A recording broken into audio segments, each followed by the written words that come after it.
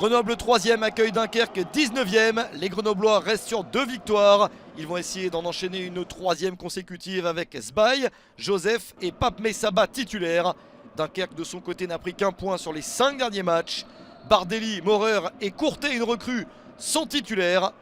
Dunkerque a réussi un bon résultat en 32e de finale de la Coupe de France. Une qualification en gagnant 3-2 contre Saint-Omer, équipe de Régional 1. Dunkerque défiera Le Puy, équipe de National 2, en 16e de finale. Les Dunkerquois résistent bien en début de partie mais commettent cette erreur. Ballon récupéré par les Grenoblois. Amine Sbaï en profite pour un score de 1-0. Terrible erreur sur une passe des nordistes. Et Sbaï en profite pour marquer son 3e but de la saison à la 28e minute. Dunkerque semblait bien organisé mais doit maintenant courir après le score. La bêtise fait très mal, mais il reste encore plus d'1 heure à jouer à ce moment-là. Grenoble est devant au score et maintient son 1-0 jusqu'à la mi-temps. Dunkerque doit donc sortir un petit peu pour se procurer des occasions et égaliser au cours de la seconde période. Les nordistes ont cruellement besoin de points pour essayer de remonter et de sortir peut-être de la zone rouge dans quelques matchs. Dunkerque joue plus haut et essaye d'aller de l'avant. Avec notamment ce mouvement qui partait plutôt bien. Et interception grenobloise et ça part très très vite dans l'autre sens.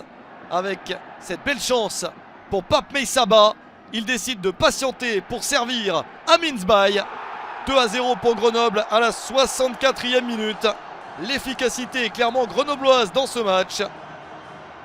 Très jolie action de Pape Messaba. Il patiente et attend de servir un coéquipier. Le doublé de Sbaï pour son 4e but de la saison. La situation est parfaite. Grenoble semble se diriger vers la victoire. Mais il reste encore une petite chance aux Dunkerquois, notamment sur ce corner. Le ballon n'est pas très bien repoussé. La frappe parfaite de Christian Junior Senneville pour une réduction de l'écart à 2-1 à la 77e minute. L'espoir est de retour. Premier but en Ligue 2 BKT pour Senneville.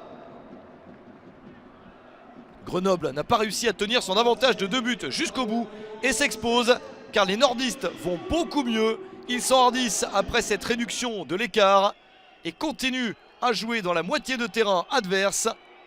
Encore une bonne action. Ça se développe sur le côté. Point centre, le ballon est dévié. Maurer se retourne pour égaliser. 81e minute. Eyman Maurer marque ce but très important. Son premier en Ligue 2 BKT, celui du 2 partout. En 4 minutes, Dunkerque est revenu sur le terrain de Grenoble. Énorme performance de l'avant-dernier du championnat.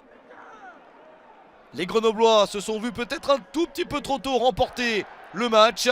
Ils ne le gagnent plus à ce moment-là.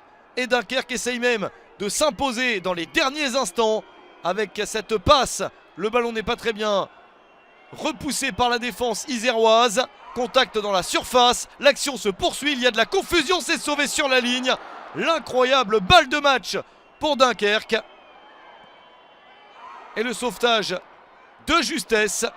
Courtet a failli marquer son premier but sous les couleurs de Dunkerque. S'ensuit ce coup franc grenoblois pour reprendre l'avantage.